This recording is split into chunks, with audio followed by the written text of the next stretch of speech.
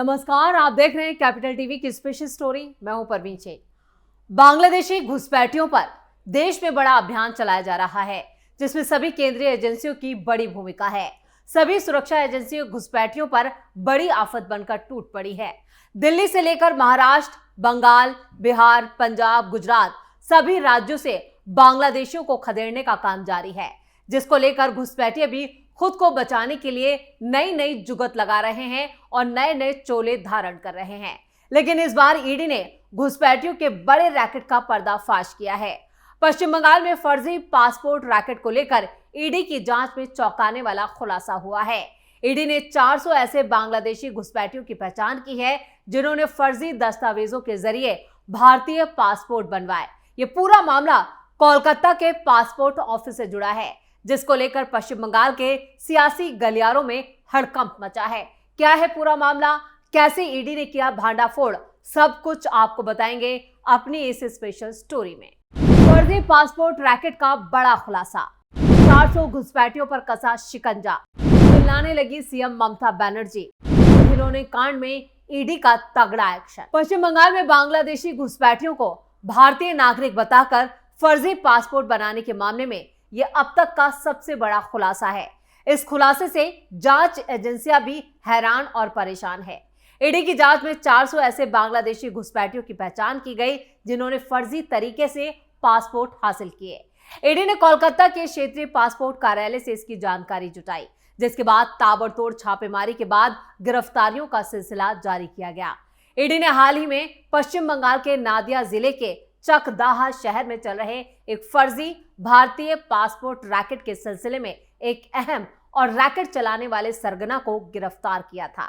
आरोपी की पहचान इंदु भूषण के रूप में की गई है। वो पाकिस्तानी नागरिक आजाद मलिक का सहयोगी था, जिसे इसी साल की शुरुआत में फर्जी भारतीय पासपोर्ट रैकेट के सिलसिले में गिरफ्तार किया गया था। बस यहीं से कहानी की शुरुआत होती है और इसके बाद पाकिस्तानी नागरिक मलिक पहले बांग्लादेश के फर्जी भारतीय पहचान पत्रों के आधार पर वहां का नागरिक बना और उसके बाद उसने भारत की नागरिकता भी हासिल कर ली।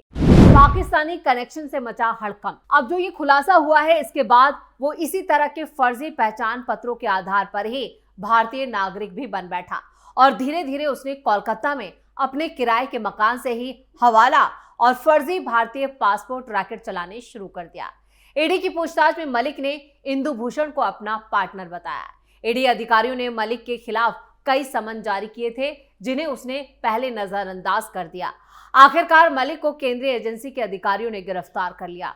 इंदु भूषण पर पश्चिम बंगाल, खासकर पड़ोसी देश बांग्लादेश से अवैध घुसपैठियों के लिए 400 फर्जी पासपोर्ट हासिल करने का आरोप है। अब वो ईडी के शिकंजे में है, जिसकी निशानदेही पर कई जगह पर छापेमारी की जा रही है और कई लोगों को अब तक गिरफ्तार किया जा चुका है। क्या आजाद मलिक के साथ और भी पाकिस्तानियों ने भारतीय पासपोर्ट बनवाए? प्रवर्तन निदेशालय के अधिकारियों को शक है कि जिस तरह पाकिस्तानी आजाद ने बांग्लादेश के रास्ते भारत में एंट्री की और इस देश के लिए पासपोर्ट बनवाए, उसी तरह बाकी 7 लोगों के लिए भी यही तरीका अपनाया गया। 2 करोड़ से ज्यादा का लेन देन। ईडी के मुताबिक आजाद ने पासपोर्ट धोखाधड़ी मामले में हाल ही में गिरफ्तार किए गए इंदु भूषण हल्दर के अलावा 7 और लोगों के पासपोर्ट बनवाए। उसने अपना भारतीय पासपोर्ट बनवाने के बाद इन 7 लोगों के पासपोर्ट बनवाए। इंदु भूषण ने एक कैफे किराए पर लेने के लिए 1,15,000 रुपए खर्च किए। इंदु भूषण ने ही आजाद मलिक के फोन में दुलाल नाम से इंदु भूषण का नंबर भी सेव कर रखा था। उस नंबर पर बार बार संपर्क करने से इंदु का नाम सामने आया। अब तक ईडी को पासपोर्ट धोखाधड़ी मामले में 2 करोड़ रुपए से ज्यादा के लेन देन के सुराग भी मिल चुके हैं। ईडी का आरोप है कि यह पैसा गिरफ्तार इंदु भूषण के जरिए ही लेन देन किया गया था। इंदु भूषण ने एक बिचौलिए के घर से साइबर कैफे और डेस्कटॉप किराए पर लेकर फर्जी दस्तावेजों का इस्तेमाल करके 300 से ज्यादा पासपोर्ट बनवाए। ईडी ने शनिवार को ही इंदु भूषण को अदालत में पेश किया था। एक अर्जी दायर करने के बाद उसे 27 अक्टूबर तक जेल की हिरासत में भेज दिया गया है, जहां उससे जांच एजेंसी पूछताछ करेगी। 5 लाख रुपए में बनता था फर्जी पासपोर्ट। जांच के मुताबिक आरोपी बांग्लादेशियों का पासपोर्ट बनाता था और इसके लिए पहले उनका आधार और पैन कार्ड बनाया जाता था और बाद में उसका नाम वोटर लिस्ट में शामिल कराया जाता था। फिर फर्जी पते का इस्तेमाल कर बांग्लादेशियों का पासपोर्ट बनाया जाता था और उसके लिए फर्जी दस्तावेज भी दिए जाते थे। जब पासपोर्ट डाकघर से पासपोर्ट घर पहुंचता था तो डाकघर के कर्मचारियों के साथ उनकी मिलीभगत होती थी। पहुंचता था तो उन्होंने डाकघर के कर्मचारियों के साथ ये मिलीभगत की और जिसमें कई कर्मचारियों पर भी अब ईडी की गाज गिरने वाली है। वहां से पासपोर्ट ले लिया जाता था और फर्जी पासपोर्ट बनाने के बाबत 5 लाख रुपए लिए जाते थे। तो आप अंदाजा लगा सकते हैं कि कोलकाता में सरकार की नाक के नीचे इतना बड़ा रैकेट चलाया जा रहा था, जहां से 400 फर्जी पासपोर्ट बनवाए गए और इसकी भनक न सरकार को थी, क्योंकि पश्चिम बंगाल में ममता की सरकार है, टीएमसी की सरकार है, लेकिन ये पूरा फर्जीवाड़ा धड़ल्ले से चल रहा था और इसमें डाकघर के कर्मचारी तक मिले हुए थे। कहा तो ये भी जा रहा है कि ऊपर से नीचे तक जो भी इस फर्जी पासपोर्ट के जरिए पैसा इकट्ठा होता था वो पहुंचाया जाता था। यानी इसमें टीएमसी के भी कई सफेदपोश नेता शामिल हैं, जिनकी यहां पर कहें कि जो ईडी की जांच है उसकी आंच इन लोगों तक पहुंच सकती है। तो जिस तरह से इस पूरे फर्जीवाड़े का खुलासा हुआ है, उसने एक बार फिर ममता सरकार पर सवालिया निशान खड़ा कर दिया है। टीएमसी पर अब तक ये आरोप लगते रहे हैं कि फर्जी वोटर के सहारे वो सत्ता में कई दशकों से बनी हुई हैं और अब फिर जिस तरह से एसआईआर की प्रक्रिया शुरू हुई और वोटर लिस्ट अपडेशन का काम पश्चिम बंगाल में शुरू हुआ, उसको लेकर भी ममता सरकार की तरफ से ही सबसे पहले जो है आवाज उठाई गई। आपको बता दें कि एसआईआर की प्रक्रिया सबसे पहले बिहार में शुरू की गई, तो पश्चिम बंगाल की ही सरकार ने सबसे पहले सुप्रीम कोर्ट में याचिका दाखिल की थी एसआईआर के खिलाफ।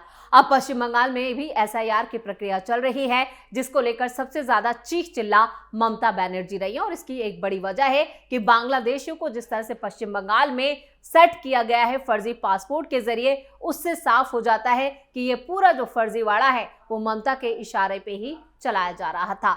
और अब ईडी और बाकी की जांच एजेंसियां भी इस पूरे रैकेट में जो है वो जांच शुरू कर चुकी हैं। ऐसे में जल्द ही पश्चिम बंगाल के कई नेता भी गिरफ्तार किए जा सकते हैं। अब देखना ये होगा, क्योंकि इसके तार पाकिस्तान तक जुड़े हैं, पाकिस्तानी कनेक्शन सामने आया है। इसको लेकर भी ये मामला काफी संवेदनशील और गंभीर हो जाता है। मुंबई की गुरुमा निकली बांग्लादेशी, 30 सालों में बनी करोड़ों की मालकिन। मुंबई की चकाचौंध वाली दुनिया में एक ऐसा राज छिपा था जो 30 साल तक किसी की नजरों से ओझल रहा। बांग्लादेशी मूल के किन्नर बाबू आयान खान ने अपना नाम बदलकर ज्योति रख लिया और खुद को ट्रांसजेंडर की गुरुमा बना लिया। फर्जी कागज के सहारे मुंबई में बस गई और धीरे धीरे करोड़ों की प्रॉपर्टी खड़ी कर ली। लेकिन अब पुलिस की सख्ती ने यह भी पर्दाफाश कर दिया। ज्योति का असली नाम बाबू आयान खान है। यह बांग्लादेश की नागरिक है जो ट्रांसजेंडर कम्युनिटी की गुरुमा बनकर 300 से ज्यादा फॉलोअर्स को लीड कर रही थी।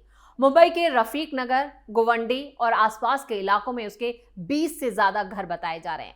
पुलिस को शक हुआ जब मार्च 2025 में शिवाजी नगर पुलिस ने अवैध बांग्लादेशियों के खिलाफ छापा मारा। यानी महाराष्ट्र के कई, खासतौर से मुंबई में घुसपैठियों पर एक्शन जारी है। उस वक्त ज्योति को भी पकड़ा गया, लेकिन उसके पास आधार कार्ड, पैन कार्ड और जन्म प्रमाण पत्र जैसे सभी कागजात मौजूद थे, इसलिए उसे छोड़ दिया गया। लेकिन पुलिस ने हार नहीं मानी। उन्होंने इन दस्तावेजों की गहराई से जांच की तो सारा खेल खुल गया। सारे कागजात फर्जी पाए गए, जिसके बाद जांच एजेंसियां हरकत में आई। फर्जी दस्तावेजों का जाल बन गई भारतीय नागरिक। जांच में यह पता चला कि ज्योति ने बांग्लादेश से भारत घुसपैठ और फर्जी तरीके से भारतीय पहचान बना ली थी। ये दस्तावेज इतने परफेक्ट थी कि कोई शक भी नहीं हुआ।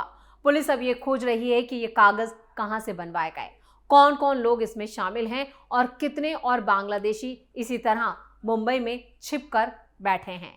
मुंबई पुलिस के एक अधिकारी ने यह जानकारी दी और कहा कि यह गिरफ्तारी उन तमाम लोगों के लिए तगड़ा संदेश है जो फर्जी कागजों पर यहां रह रहे हैं।